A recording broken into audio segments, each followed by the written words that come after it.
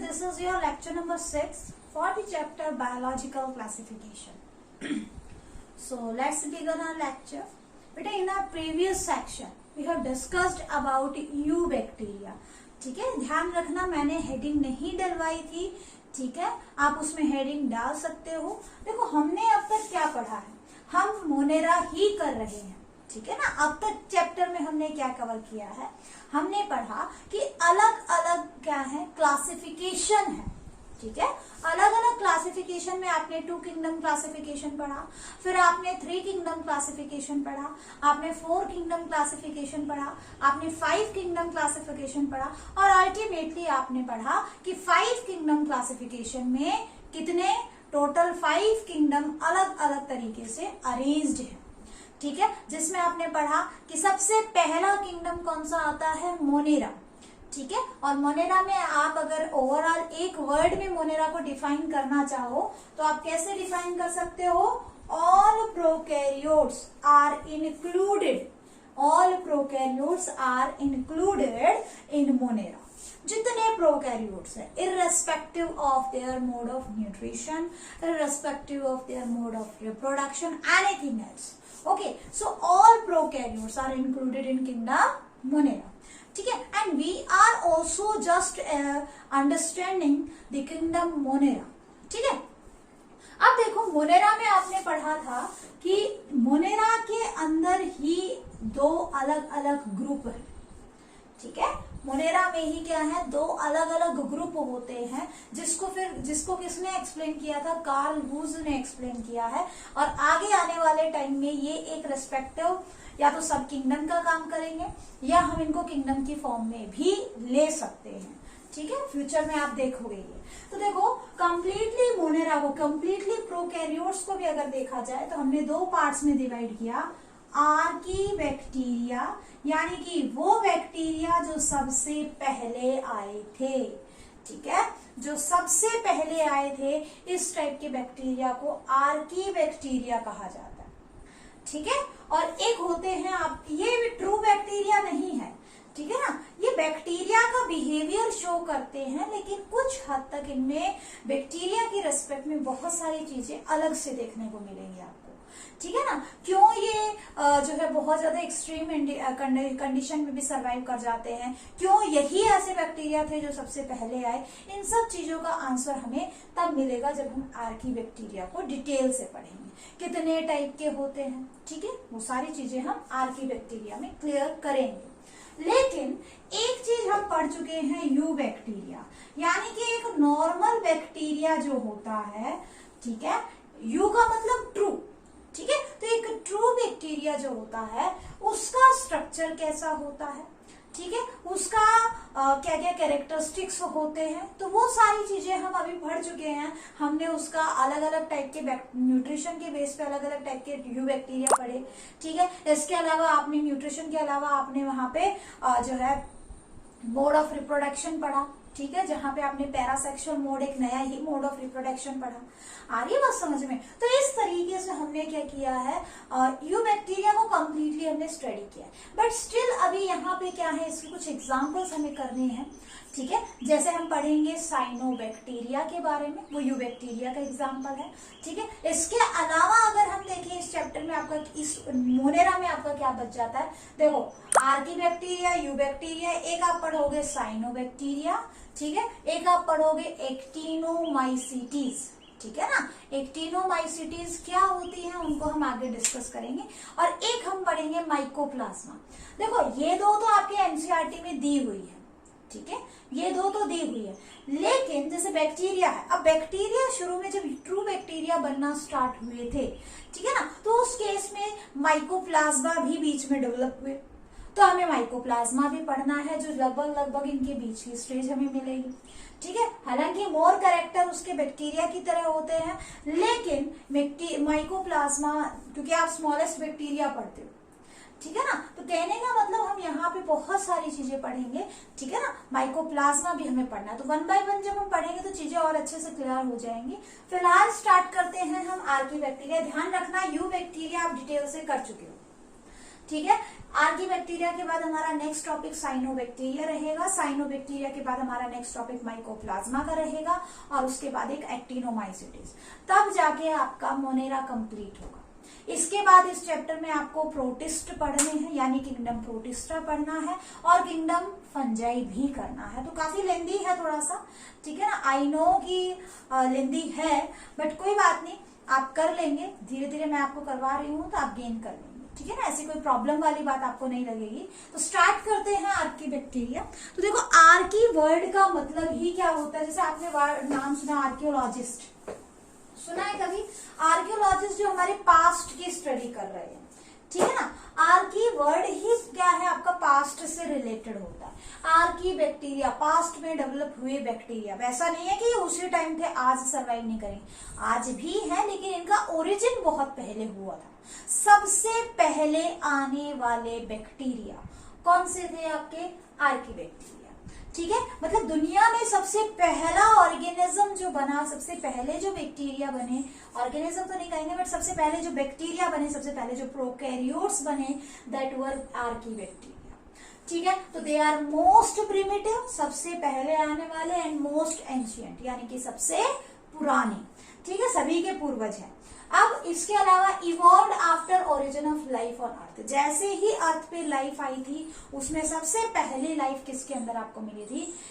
इस टाइप के बैक्टीरिया में मिली थी। अब सोच के देखो, जब अर्थ ओरिजिनेट हुई थी तो जैसा एनवायरमेंट आज है ऐसा एनवायरमेंट नहीं था।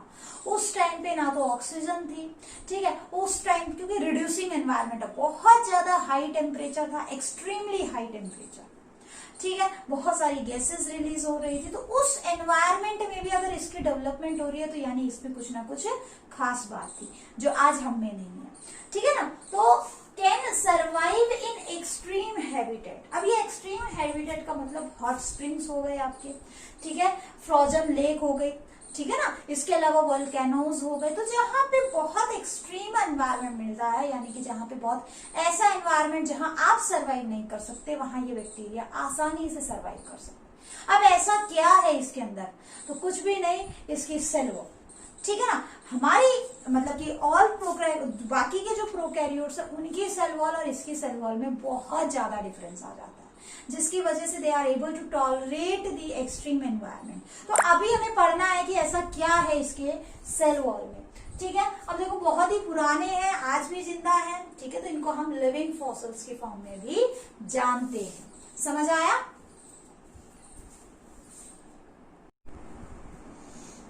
तो बेटा this one is about the cell wall, okay.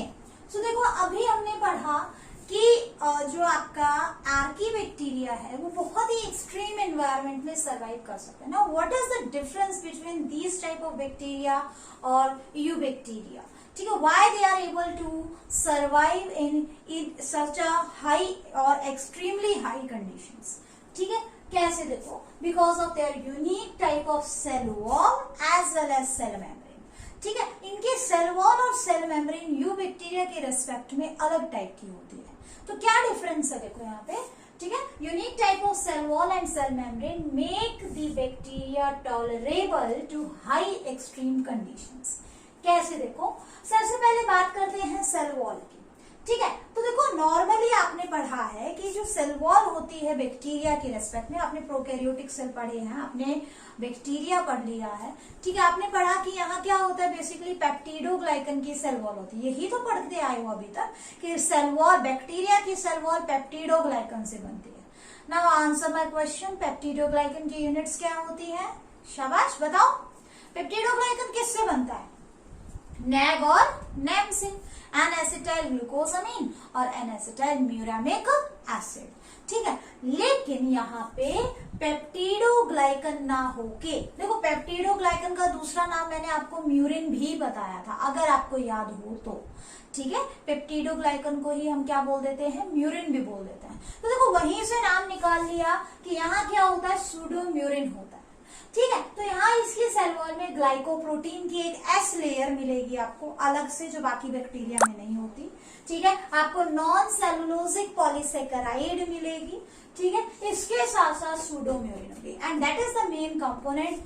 और ये एस लेयर, इससे एस लेयर बनती है, आगे हम ड्राइंग मैं आपको ड्रॉ करके दिखाऊंगी, ठीक है ना। तो देखो अगर हम बात करें सूडो म्यूरिन की, सूडो मतलब फॉल्स, म्यूरिन आपको पता है पेप्टिडोग्लाइकन को बोल रहा है। अब म्यूरिन की कंपोजिशन थी नेग प्लस नेग, है ना, एन एसिटाइल ग्लूकोसामीन और S N acetyl muramic acid. अब यहाँ पे नेग तो ठीक है, नेग तो वही है, लेकिन एन एसिटाइल म्यूरामिक एसिड की जगह, नैन की जगह पे क्या आ गया है, नेट आ गया है, ठीक है। इसलिए म्यूरिन ना होकर ये म्यूरिन के जैसा है, फॉल्स म्यूरिन है, just like peptidoglycan but not exactly peptidoglycan, ठीक है। तो ये क्वेश्चन कई बार आता है, ठीक है ना। तो नेग की नेम की जगह पे यहाँ क्या मिलता है, NAT. Now the full form is N acetyl talosamine uronic acid.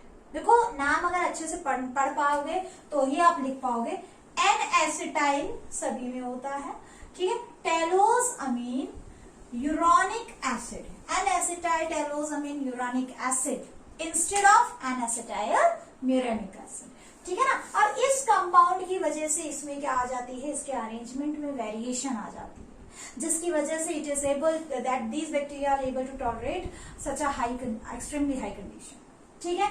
इसके अलावा देखो आपने पढ़ा था कि नेग और नेम जब जुड़ते हैं तो इनमें 4 अमीनो एसिड्स जो हैं, 4 डी अमीनो एसिड, आपके डेक्स्ट्रोरोटेटरी अमीनो एसिड क्या है, बीच में लिंकेज का काम करते हैं। लेकिन यहाँ पे ध्यान रखना डी अमीनो एसिड एब्सेंट होते हैं, ठीक है, they lack D amino acid, इसकी जगह पे आपको एल अमीनो एसिड मिलेगा, ठीक है। तो पहला डिफरेंस नेम की जगह पे नेट आ गया, यानी कि आप पेप्टिडोग्लाइकन की जगह पे सूडोम्यूरिन आ गया। दूसरा डिफरेंस यहाँ पे अमीनो एसिड कैसे मिलेंगे, एल अमीनो एसिड मिलेंगे बजाय की डी अमीनो एसिड की। तो ये तो बात है किसकी, सेल वॉल की। दूसरा क्या डिफरेंस बता रहे हैं, सेल मेम्ब्रेन को लेके। देखो आप सभी ने पढ़ा है कि सेल मेम्ब्रेन कुछ इस तरीके से फोस्फोलिपिड बाइलेयर होती है, ऐसे करके फोस्फोलिपिड बाइलेयर, है ना, फोस्फोलिपिड बाइलेयर होती है। तो देखो ये जो सेल मेम्ब्रेन है, इसके अंदर ये जो सेल मेम्ब्रेन की जो टेल वाला रीजन है, ठीक है ना, टेल वाले रीजन में बेसिकली क्या होता है, आपकी लिपिड्स होते हैं और ऊपर आप फोस्फेट बढ़ते हो, है ना। तो लिपिड्स देखो हमने बताया था कि लिपिड्स में बेसिकली यहाँ क्या होता है, अनब्रांच्ड चेन की बजाय ब्रांच्ड चेन आनी स्टार्ट हो जाती है। नॉर्मल लिपिड जब आप पढ़ोगे, नॉर्मल सेल वॉल की जो सेल मेम्ब्रेन की जब लिपिड पढ़ोगे तो वो सिंपल अनब्रांच्ड होती है, बट आर्की बैक्टीरिया के अंदर क्या मिलती है, आपको ध्यान रखना ब्रांच्ड चेन लिपिड्स होती हैं। और आप हायर क्लास में पढ़ोगे, जैसे जैसे आप ब्रांचिंग इंक्रीज करोगे वैसे वैसे जो फ्लूइडी बिहेवियर है सेल वॉल का, वो क्या हो जाता है, डिक्रीज। ये जो ब्रांच्ड लिपिड्स हैं, ब्रांच्ड चेन लिपिड्स हैं, इससे फ्लूइडिटी ऑफ मेम्ब्रेन डिक्रीज होती है। देखो क्या है, हमने कहा कि ये बहुत ही हाई टेम्परेचर वाले जगह पे रह रहे हैं, तो ऑब्वियसली आपकी जो सेल मेम्ब्रेन है that is fluid mosaic model, मतलब कि सेमी फ्लूइड की फॉर्म में है वो, तो है ना, वहां पे चीजें मूविंग होती है। लेकिन अगर आप टेम्परेचर बढ़ाओगे तो फ्लूइडिटी तो इंक्रीज होती है, और जैसे ही फ्लूइडिटी इंक्रीज हुई सेल मेम्ब्रेन सारी की सारी बिल्कुल एकदम फ्लूइड की फॉर्म में चेंज हो जाएगी और वो सेल की डेथ हो जाएगी। लेकिन ऐसा तब होता जब हमारी जो सेल मेम्ब्रेन है वो नॉर्मल है। यहाँ सेल मेम्ब्रेन में जो लिपिड्स है वो ब्रांच्ड लिपिड्स हैं, जिनको अगर हमें उनको क्या करना है, उनकी उसकी फ्लूइडिटी इंक्रीज करनी है तो हमें उसका ब्रांच्ड बिहेवियर खत्म करना पड़ेगा, ठीक है, जिसमें कुछ एनर्जी की भी जरूरत होती है। तो बहुत ज्यादा हाई एनर्जी पर ही फ्लूइडिटी डिक्रीज होगी, बहुत ही एक्सट्रीम, ठीक है ना। तो देखो ये एक्सट्रीम एनवायरनमेंट में इसलिए रह पाते हैं क्योंकि इनके अंदर ब्रांच्ड चेन लिपिड्स होती हैं, and that make their membrane to become less fluidy even at a very high temperature, ठीक है। इसके अलावा यहाँ पे एस लेयर होती है, ठीक है। अब ये एस लेयर क्या होती है, इसको बाई डायग्राम एक बार थोड़ा सा देख लेते हैं।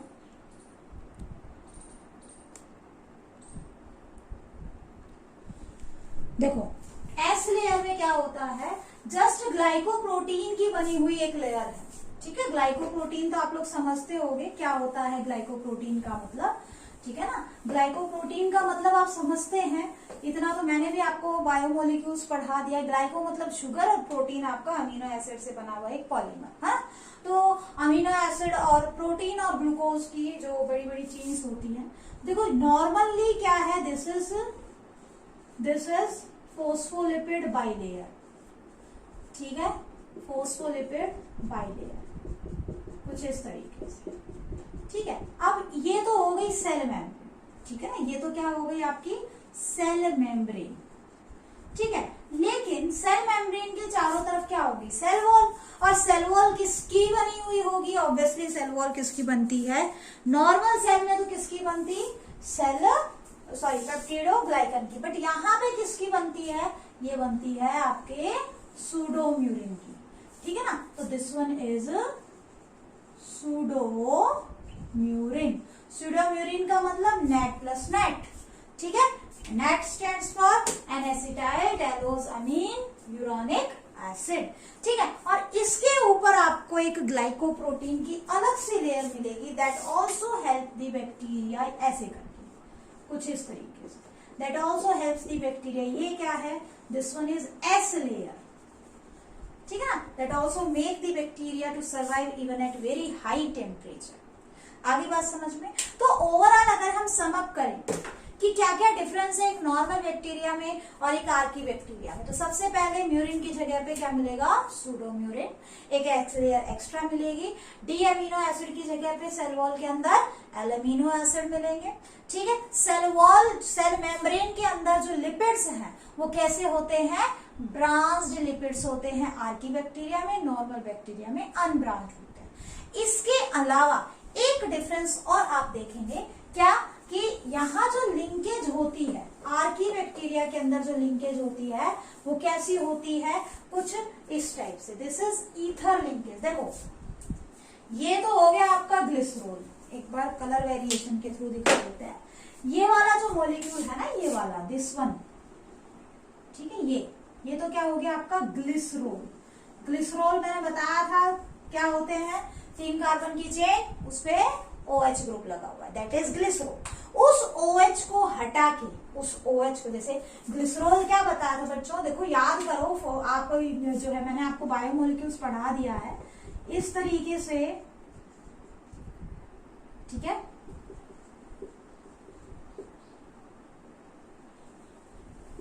ऐसे करके दिस वन इज ग्लिसरॉल, ठीक है। तो बेसिकली यहाँ H2 लगाओ, ग्लिसरॉल की जहां तक बात है यहाँ पे चल जाएगा, ये ग्लिसरॉल का मॉलिक्यूल है। अब 1 बाय 1 आपने जैसे यहाँ पे तो क्या लगा दिया, फोस्फेट लगा दिया, ठीक है। इस मॉलिक्यूल को थोड़ा सा मैं ऐसे लिख रही हूं, ठीक है।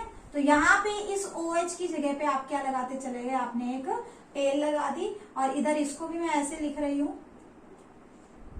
OH और ये H, ठीक है। तो यहाँ पे भी हमने क्या लगा दी, एक दूसरी टेल लगा दी। तो इस तरीके से आपका क्या बन गया था, एक फोस्फोलिपिड बन गया था। और फोस्फोलिपिड में देखो, ये तो नॉर्मली, इसको तो मैंने क्या बताया आपका ग्लिसरॉल मॉलिक्यूल, ठीक है। अब यहाँ पे यानी कि जो आपका ग्लिसरॉल के कार्बन है वो फैटी एसिड चेन से जुड़े हुए होते हैं, और नॉर्मली अगर देखा जाए तो एस्टर लिंकेज से जुड़ते हैं, नॉर्मली देखा जाए तो एस्टर लिंकेज से, बट यहाँ पे ध्यान रखना ईथर लिंकेज होगी। कैसी लिंकेज होगी, ईथर। इसके अलावा ग्लिसरॉल भी आपको यहाँ पे एल ग्लिसरॉल मिलेगा, लिवोरोटेटरी ग्लिसरॉल, ठीक है ना। लिवोरोटेटरी मैंने क्या बताया था, लिवोरोटेटरी वो होगा जो आपका कोई भी फंक्शनल ग्रुप है उससे जस्ट नेक्स्ट वाला पेनल्टीमेट कार्बन जो होता है, वहां पे आप OH की साइड देखोगे, ठीक है। लेफ्ट हैंड साइड है तो लिवोरोटेटरी, राइट हैंड साइड है तो डेक्स्ट्रोरोटेटरी। तो आपका जो ग्लूकोज मिलेगा दैट इज लिवोरोटेटरी, ठीक है। लेकिन अगर हम बात करें किसकी बात करें, अगर हम नॉर्मल बैक्टीरिया की बात करें तो ये ग्लिसरॉल भी आपको डी ग्लिसरॉल मिलेगा। मैंने नोट्स में अच्छे से मेंशन किया है, एक बार पढ़ लोगे तो आपको समझ में आ जाएगा। तो आपको पता होना चाहिए एक नॉर्मल बैक्टीरिया में और आर्की बैक्टीरिया में क्या क्या डिफरेंस है, जिसकी वजह से वो इतने एक्सट्रीमली हाई एनवायरनमेंट में सर्वाइव कर सकता है। मैंने नोट्स में मेंशन किया है, ठीक है। एक बार पढ़ोगे तो चीजें समझ में आएंगी। जो बताया है वो तो है ही, प्लस कुछ 1-2 पॉइंट्स आपको एक्स्ट्रा भी मिलेंगे, पढ़ोगे तो समझ में आ जाएगा। फिर भी कोई डाउट रहता है तो आप मुझसे डाउट क्लास में पूछ लो, ठीक है। Now there are different types of archaebacteria. Archaebacteria में भी अलग अलग क्लास पढ़ेंगे हम, जैसे कि मिथेनोजेंस, ठीक है, थर्मोएसिडोफिल्स, हेलोफाइल्स। तो 3 टाइप हैं, हम उनके भी अच्छे से पढ़ लेते हैं एक बार।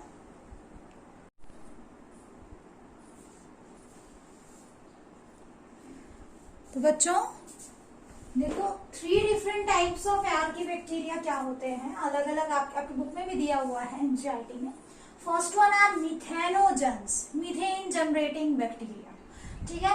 थर्मो एसिडोफिल्स, यानी कि ऐसे बैक्टीरिया जो बहुत ज्यादा, थर्मो मतलब टेम्परेचर, बहुत एक्सट्रीम टेम्परेचर पे, एंड एसिडो बहुत ही लो पीएच पे, एसिडिक एनवायरनमेंट में भी सर्वाइव कर सकते हैं, दैट आर थर्मो एसिडोफिल्स, ठीक है। और हेलोफाइल्स यानी कि बहुत ही एक्सट्रीम, हेलो वर्ड किसके लिए होता है, सॉल्ट कंसंट्रेशन के लिए, ठीक है ना। तो थोड़ा सा डिटेल 1 बाय 1 इनका लेते हैं हम, ठीक है। फर्स्ट वन आर मिथेनोजेंस, यानी कि methane generating, methano for methane, gen मतलब जनरेटिंग, मीथेन जनरेटिंग बैक्टीरिया। तो जनरली ये कहाँ मिलेंगे, व्हाट आर देयर हैबिटेट्स।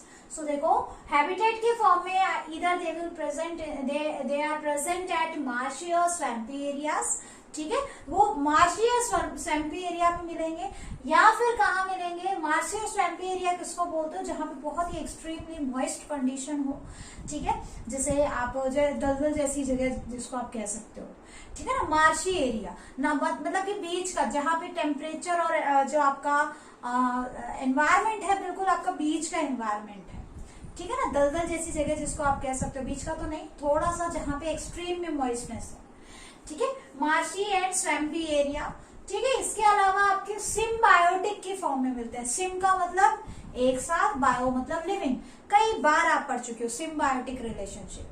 तो ये क्या मिलते हैं, जैसे जितने भी रूमिनेंट्स होते हैं, रूमिनेंट्स का मतलब जो कर्डिंग प्रोसेस करते हैं, अब कर्डिंग का मतलब हिंदी में अगर हम देखें तो जुगाली करना जिसको आप बोलते हो, जैसे आपके जितने भी केटल्स हैं, है ना, केटल्स क्या करते हैं, सेलुलोज रिच डाइट लेते हैं, और वो क्या करते हैं, एक बार जितना मिलता है सारा अपना खाते जाते हैं और अपनी एलिमेंट्री कैनाल में स्टोर करते जाते हैं। लेकिन जब वो बैठते हैं, खाली रहते हैं, उस टाइम पे थोड़ा थोड़ा स्लॉट्स में वो उनके माउथ में आता है, उसको बहुत ही फाइन पार्टिकल्स में तोड़ते हैं ताकि सेलुलोज की अच्छे से डाइजेशन हो जाए। अब वो सेलुलोज को कौन डाइजेस्ट कर रहा है, ना हमारी बॉडी में सेलुलोज को डाइजेस्ट करने के लिए कुछ है, ना उनकी बॉडी में कुछ है तो वो भी एनिमल है ना। तो देखो उनकी जो एलिमेंट्री कैनाल है उसमें बहुत ही ज्यादा अमाउंट में कुछ बैक्टीरिया रहते हैं जिनको हम मिथेनोजेंस बोलते हैं, ठीक है। तो वो मिथेनोजेन क्या करते हैं, उस सेलुलोज का यूज करते हैं, ठीक है ना। किसके लिए यूज करते हैं, वो उसको एज अ फूड के फॉर्म में यूज कर रहे हैं, ठीक है ना। तो they can easily utilize carbon dioxide, formic acid and cellulose, ठीक है। और जब इसको यूज करते हैं तो उसी दौरान एज अ बाई प्रोडक्ट एक गैस प्रोड्यूस होती है, दैट इज मीथेन गैस। और मीथेन गैस हम एज अ फ्यूल यूज करते हैं, जैसे आपने देखा हो जो कैटल्स डंग होता है, ठीक है, गोबर जिसको आप बोलते हो अपनी लैंग्वेज में, ठीक है ना, उसमें एक अजीब सी स्मेल आती है, ठीक है ना। और वो स्मेल किसकी है, वो मीथेन गैस की होती है।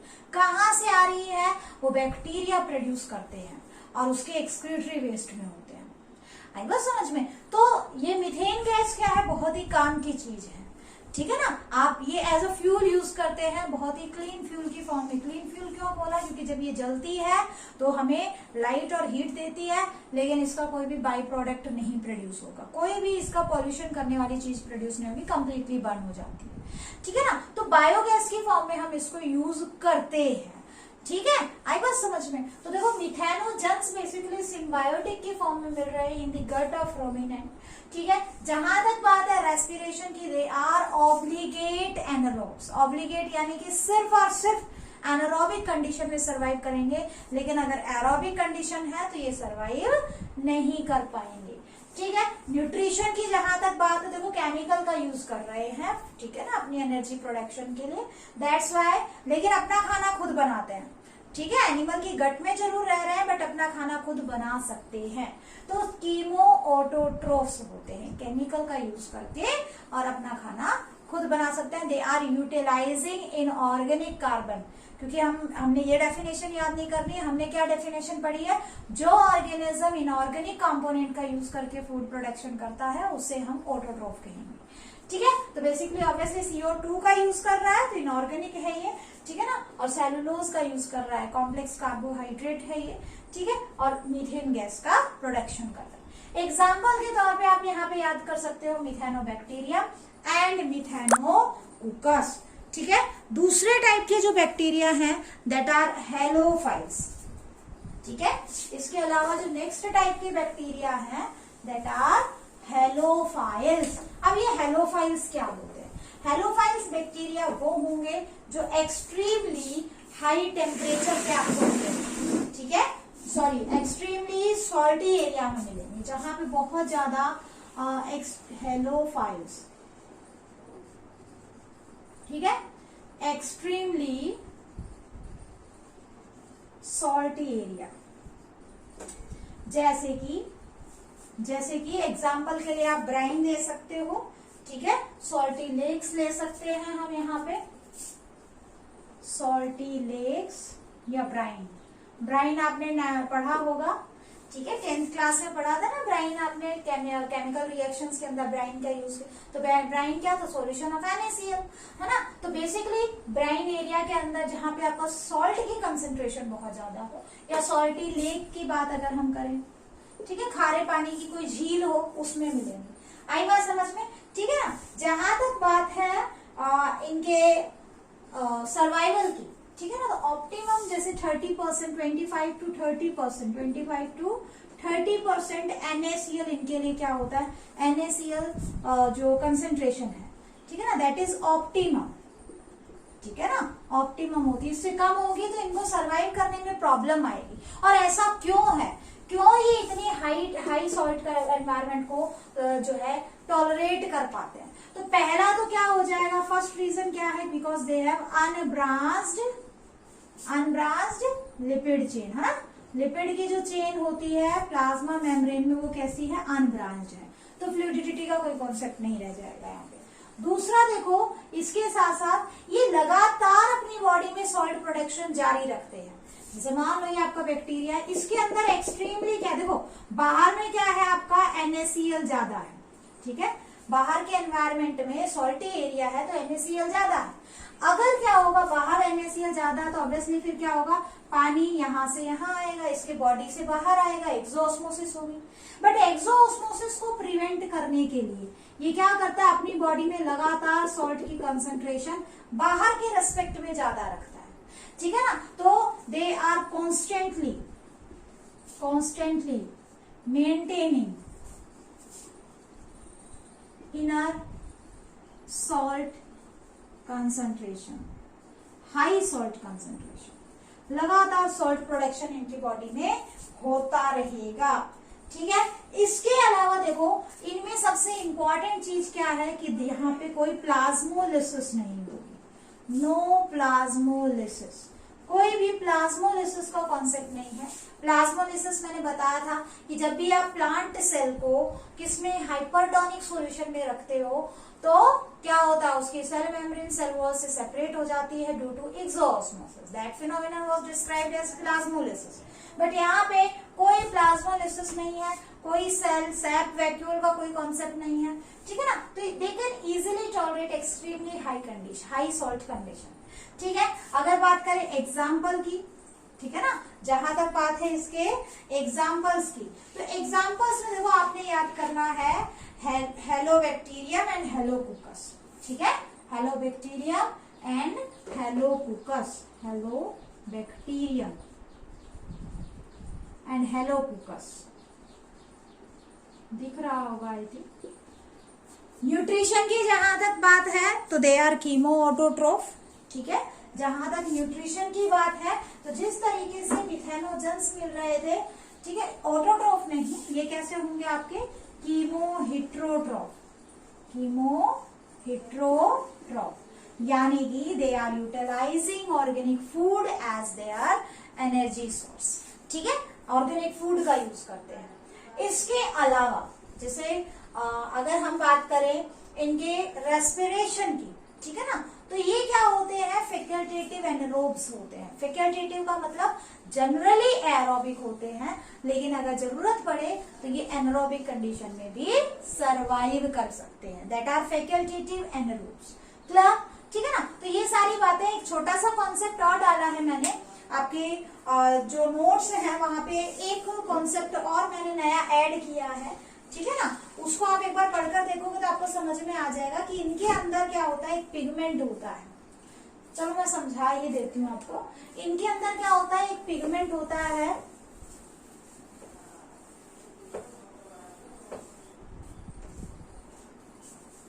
they have a specific type of pigment, bacteriorhodopsin, ठीक है। ये पिगमेंट क्या करता है, ये लाइट एनर्जी को एब्जॉर्ब करने की एबिलिटी रखता है, ठीक है, और इसका यूज एटीपी बनाने में करता है। आप कहोगे कि मैडम ये तो एटीपी तो ये लाइट से बना रहा है तो इसको तो ऑटोट्रॉफ होना चाहिए था। देखो एटीपी जरूर ये बना रहा है लाइट का एब्जॉर्ब करके, लेकिन इस एटीपी का यूज ये एनर्जी ऑक्सीडेशन के लिए नहीं करेगा, फिक्सेशन ऑफ कार्बन डाइऑक्साइड के लिए नहीं करता, ठीक है ना। किस में यूज करेगा, इस एटीपी का यूज ये मेटाबॉलिक एक्टिविटीज में करता है, ठीक है ना। इसका यूज कहाँ पे करेगा, मेटाबॉलिक एक्टिविटीज में करेगा। इस टाइप के प्रोसेस को हम फोटोट्रॉफी कहते हैं। इस टाइप का फिनोमिनन जहां पे ऑर्गेनिज्म सनलाइट का यूज करके एटीपी तो प्रोड्यूस कर रहा है, लेकिन उस एटीपी का यूटिलाइजेशन कहाँ करता है, अपनी मेटाबॉलिक रिएक्शंस को करवाने के लिए, ठीक है। तो उसको हम क्या करेंगे, फोटोट्रॉफी। फोटोट्रॉफी, इस फिनोमिनन को फोटोट्रॉफी कहा जाएगा, ठीक है। So this was all about halophiles. ध्यान रखना, अगर हेलोफाइल्स के अंदर लेस देन 10% NaCl की कंसेंट्रेशन मिलेगी, लेस देन, ठीक है, तो इसका मतलब आपका बैक्टीरिया के अंदर लाइसिस हो जाएगी, बैक्टीरिया मर जाएगा। यानी एक्सट्रीमली हाई सॉल्ट का होना बहुत ज्यादा जरूरी है, optimum 25 to 30% of NaCl concentration, ठीक है। लास्ट टाइप के जो बैक्टीरिया बचते हैं that are thermoacidophiles. Next are thermoacidophiles. Okay, तो देखो थर्मो वर्ड जो आया है आपका टेम्परेचर से आया है। कहां से आया है, टेम्परेचर से, ठीक है ना। They can easily tolerate very high temperature. कितना, मोर देन 80 डिग्री सेल्सियस। देखो आपका नॉर्मल रूम टेम्परेचर कितना लेते हो, 25 डिग्री सेल्सियस, और आपका बॉडी टेम्परेचर कितना है, 37 डिग्री सेल्सियस, और गर्मियों में लगभग जो है 50 डिग्री सेल्सियस आपका 50-55 मैक्सिमम जाता है। और देखो 80 डिग्री कितना ज्यादा हाई हो गया है, ठीक है। तो 80 डिग्री वेट पे भी आसानी से सरवाइव कर सकते हैं, इवन मोर देन 80 डिग्री, ठीक है ना। और एसिडो क्यों कहा, क्योंकि यहाँ पे ये एसिडिक एनवायरमेंट, बहुत ज्यादा हाईली एसिडिक एनवायरमेंट में भी ये सरवाइव कर सकते हैं, ठीक है। जैसे कि पीएच अगर इसका 2 से भी कम पीएच है तब भी ये सरवाइव कर सकते हैं।